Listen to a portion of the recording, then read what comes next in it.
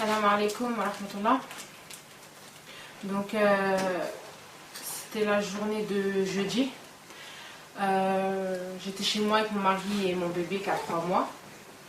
Et j'ai appelé ma soeur justement pour savoir où ils étaient car ils étaient partis faire les courses à Auchan. Quand j'ai appelé ma petite soeur, j'ai demandé en fait s'ils voulaient de l'aide pour porter les courses, s'ils étaient chargés. Elle m'a dit oui de venir les aider pour porter les courses. Donc moi et mon mari, on a préparé le bébé pour sortir pour aller les aider à porter les courses. Donc arrivé sur le tournant de l'allée Jara, j'ai croisé la voiture de police. Et à ce moment-là, j'ai continué ma route parce que je me suis dit peut-être qu'ils ne vont pas s'arrêter ou peut-être même qu'ils ne m'ont pas vu. Donc j'ai continué ma route. Après, j'ai vu qu'ils se sont arrêtés. Il y en a 2 qui sont sortis, qui m'ont coursé comme si j'allais m'enfuir. Alors j'étais en train de marcher doucement, j'étais avec ma poussette. Mon mari était en train de tenir le caddie. Ma mère, elle était devant avec ma soeur. Ma soeur, en fait, elle s'est arrêtée pour me dire attention, il y a la police, mais ils étaient déjà devant. Ils étaient déjà en fait devant moi. Ma mère aussi, ils étaient devant nous. Et il y avait, moi, j'étais au milieu et mon mari, il était derrière. Après, ils se sont interposés devant moi. Ils ont dit ouais, on va faire le contrôle d'identité dans le calme. J'ai dit il n'y a pas de problème, je vais coopérer. Juste, je vous explique. J'ai pas pris mon sac à main parce que je suis juste descendue à l'arrêt de bus pour aider ma mère. Et je voulais juste rentrer, je voulais juste aider ma mère à prendre les courses pour ensuite rentrer parce que c'était bientôt l'heure de manger. En sachant que c'était l'heure du Maghreb déjà un peu passé. Donc après, il a dit il n'y a pas de problème, on va faire tout ça comme je leur ai dit. J'ai pas eu papier d'identité. Ils m'ont dit c'est pas grave, on va procéder quand même à l'identification. Après voilà, il y en a un autre qui est sorti de la voiture. En fait, ils étaient 3. Il y en avait 2 qui étaient devant nous pour nous empêcher de passer. Et il y en avait un autre en fait qui est sorti de la voiture, je crois parce qu'il a fait tout le tour. Je crois parce qu'il était devant, je pense. Ou je pense peut-être que c'était celui qui conduisait. Il est passé par derrière la voiture en sachant que ma mère et ma soeur étaient déjà en avant et que moi et mon mari on était derrière. Donc ils ont fait quoi? Ma mère elle s'est approchée d'eux pour leur dire laissez-les partir. Ils n'ont rien fait, c'est le mois du Ramadan, c'est bientôt l'heure de manger, ils vont partir manger, Le monsieur violemment, un des officiers de police, ils ont poussé violemment ma mère sur le côté en lui disant vas-y pousse-toi toi. Donc après le policier qui était en face de moi, en fait ça se passait en 2 temps. Il y avait les policiers devant moi pour mon contrôle d'identité et l'autre policier qui attaquait ma soeur et ma mère un peu plus en avant on va dire. Après, il y a ceux qui voulaient faire le contrôle d'identité, ils me disent, je leur dis attention, regardez ce qu'il a fait votre collègue. Il pousse ma mère, on touche pas à ma mère, on touche pas à ma mère. Je leur ai répété plusieurs fois. Après, mon mari, il leur a dit pourquoi vous la touchez?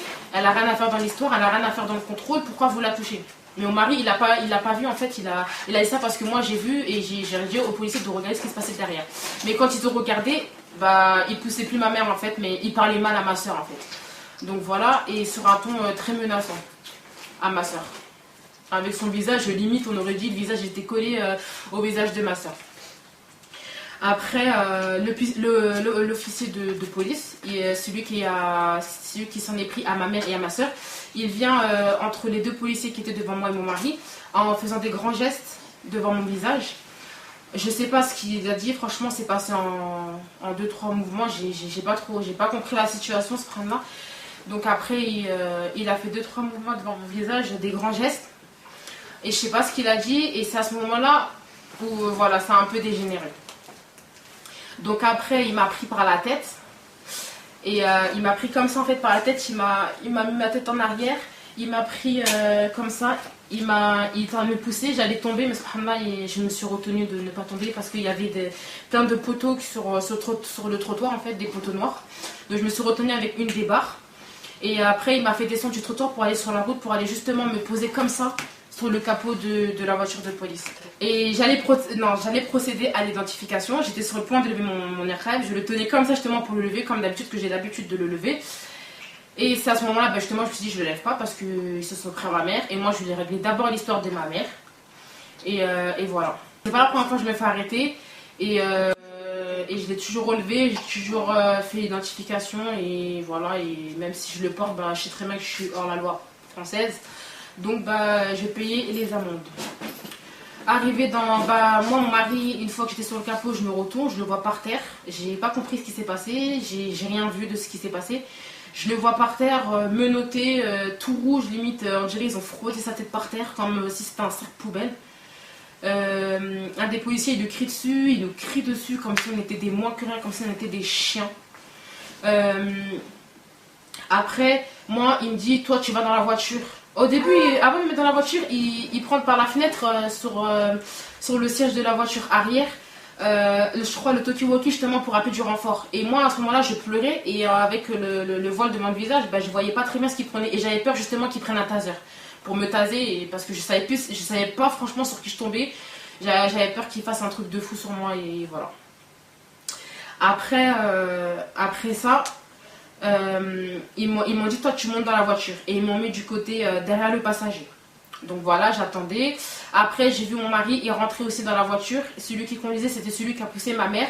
Et les deux autres, il y en avait un devant et un derrière. Voilà, qui était avec mon mari. Donc ils étaient dans la voiture, mon mari était menotté, moi j'étais détachée, je pleurais, je criais. Et il continuait à me dire vous taisez, vous taisez. Donc après dans la voiture, il faisait des menaces à mon mari. Poing serré, dents serrées, visage mauvais, fermé, subhanallah, énervé. Il dit à mon mari en les poings serrés comme ça, qu'est-ce que tu vas faire, qu'est-ce que tu vas faire, petite tarfiote, qu'est-ce que tu vas faire maintenant hein. En gros, il parlait mal à mon mari et voilà. Et moi j'ai cru vraiment que dans la voiture, ils allaient frapper mon mari, donc j'ai commencé à crier, j'ai fait arrêter et franchement, en fait j'ai rien compris, on est tombé sur des gens fous, sur des gens fachos, sur des extrémistes islamophobes, ou je sais pas c'est quoi, mais c'est pas des gens censés protéger soi-disant les citoyens de France. Et après ça, soi-disant ils sont là pour nous protéger, mais rien du tout.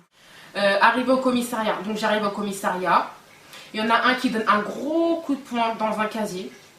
Et je me suis retournée avec une peur parce que je me suis dit c'est quoi, c'est des pétards, je savais pas c'était quoi le gros bout qu'il y avait derrière moi. Ça résonnait dans ma tête. Donc après je suis devant la grande porte où ça ouvre toutes les cellules, où il y a toutes les cellules.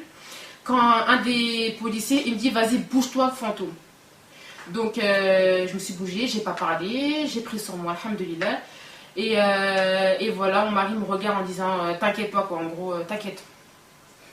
Après, donc moi, on me met dans une cellule comme ça où il y a quoi, une couette, un matelas, on m'enferme, on me dit même pas, on m'enferme.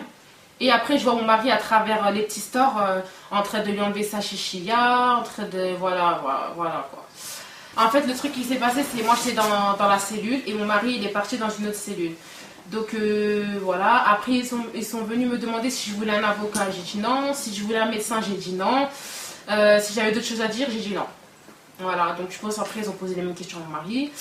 Après, je n'ai cessé de toquer. On me regardait, on venait même pas me voir. On me regardait, on faisait genre, le policier faisait genre qu'il voyait rien. Et il fermait la porte qui menait à toutes les cellules. Donc il nous a vraiment enfermés où il y a toutes les cellules.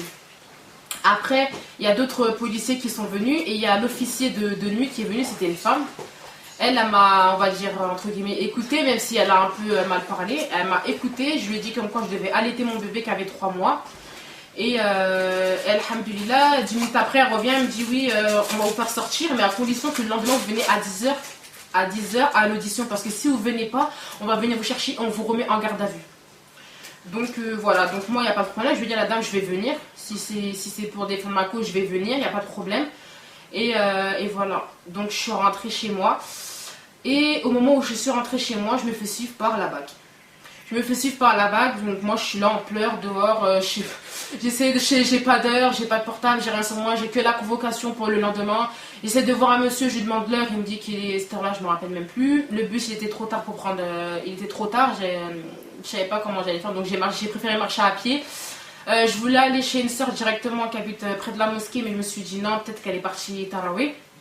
Donc après j'ai marché tout droit en direction de la mosquée, vu que ma mère habite vers la mosquée. Arrivé vers Paul Maillet, subhanallah, je vois une voiture et je me dis c'est bizarre. Ils étaient dans la voiture, je me suis dit subhanallah, j'avais un gros pressentiment que c'était la police. Et j'ai commencé à avancer, j'étais derrière un arbre qui descendait bien bas en fait. Et moi je regardais justement, ils faisaient quoi? Parce qu'ils ont ralenti en fait. Donc à ce moment-là, j'ai fait quoi? J'ai levé mon niqab et j'ai remonté mon jilbab au niveau des yeux en fait. Donc je suis passée et ils ont fait une feinte, une ruse, en faisant genre qu'ils étaient là pour le jeune justement qui marchait. Mais en fait c'était pas vrai parce qu'en fait il y avait un monsieur en vélo, un papa justement qui allait à la mosquée pour Tarawih. Et il m'a dit, je lui ai dit, c'est la police. Au début, tout quand je suis passée derrière la voiture de police, ils ont commencé à mettre les phares pour reculer, ils ont reculé. Et je pense qu'ils ont cru que j'étais avec le papa, donc c'est pour ça qu'ils sont pas venus m'interpeller. Parce que si je serais toute seule, là, je pense qu'ils seraient venus m'interpeller. Voilà, donc après, j'ai regardé dans la voiture et le papa en vélo, il m'a dit, oui, oui, c'est la police, mais ils veulent quoi? J'ai dit, c'est pour moi, venez, on avance. Et j'étais en pleurs, je savais pas quoi faire. Il m'a dit, mais qu'est-ce que t'as fait, ma fille? Qu'est-ce que t'as fait? J'ai dit, j'ai rien fait. Ils nous ont attrapés. Il a mis mon mari par terre, ils les ont menottés, ils nous ont mis en garde à vue. Là, je sors de garde à vue. Il m'a dit, viens. Donc, j'ai marché avec le monsieur. On a vu encore la voiture de police garée sur le chemin. Mais on s'est dit, le monsieur, il m'a dit, n'aie pas peur, ils vont pas venir parce qu'ils vont être plein de musulmans. Donc, ça fait que les personnes, on les a plus revues après. En sachant que j'avais pas encore coupé dans ma cellule. J'avais ni bu, ni rien du tout. Donc, j'ai coupé, on va dire, vers 23 pour à l'Eden de l'Aïcha. J'ai pu couper qu'à cette heure-ci. Alhamdoulilah. En sachant que mon mari, je ne sais toujours pas s'il avait déjà juste bu au moins un peu d'eau. Voilà combien de fois j'ai demandé à plusieurs reprises donnez-nous de l'eau, donnez-nous de l'eau. Le monsieur m'a regardé, il m'a dit et alors? Et il a fermé la porte. En sachant que je lui avais dit aussi qu'en quoi je devais allaiter mon bébé qui avait que 3 mois. Et il m'a dit bah en gros et alors? Et il a fermé la porte sur moi. Et voilà. Donc après je rentre chez moi, je sonne à ma porte de chez ma mère. Et là je vois ma soeur, ses copines et mon frère justement pour venir au commissariat nous ramener de la nourriture. Donc je leur dis qu'est-ce qui se passe, ils me disent oui on allait venir vous chercher pour vous ramener de la nourriture au commissariat dans la cellule. Après j'ai dit ok, donc moi je suis rentrée. Ma soeur et ses copines ils sont partis quand même au commissariat pour voir si mon mari il pouvait manger quelque chose. Voilà, donc ils ont ramené, ils n'ont pas voulu les prendre. Mon mari je sais pas s'il avait bu ou ne serait-ce manger. Et voilà, donc ils sont rentrés, ils m'ont dit qu'ils ne peuvent pas prendre. Après, je crois qu'il y a d'autres frères qui sont partis. Et pareil, ils m'ont dit on ne peut pas prendre et tout. Donc aujourd'hui, je vais à l'heure à l'audition. Voilà, je suis à l'heure. Le PJ, il me prend, il m'auditionne, il me dit voilà, ça va être vite fait. 2 auditions. Une audition pour outrage sur agent et violence. Plus dissimulation du visage. Donc je reconnais totalement la dissimulation du visage. Je leur ai dit que je payais leurs amendes. Et après ils me demandent pourquoi vous mettez votre voile. J'ai dit bah par purement religieux. Je porte mon voile parce que Dieu l'a recommandé et c'est pour ça que je portais mon voile. Donc après il me dit après j'arrive, il fait une tête genre ah ouais Dieu te l'a recommandé. Après ça, il m'auditionne sur outrage et violence sur un officier de police. Donc, ce qui se passe en fait, c'est qu'ils disent comme quoi que les policiers m'auraient accusé de dire avoir proféré des graves insultes à l'encontre d'Allah, bien sûr, subhanallah, sur eux, soi-disant. Donc voilà, donc bah non, j'ai pas reconnu ces faits-là parce que j'ai jamais dit ça. Ils ont énormément menti sur les faits, sur le fait que mon mari les a frappés, alors c'est totalement faux. Mon mari il est calme, mon mari c'est quelqu'un qui parle jamais, mon mari il cherche jamais les problèmes. Ils l'ont accusé de les avoir insultés, de les avoir frappés, subhanallah. À aucun moment mon mari il a dit des insultes comme ça. Et si vous savez c'était quoi les insultes, subhanallah. Et voilà.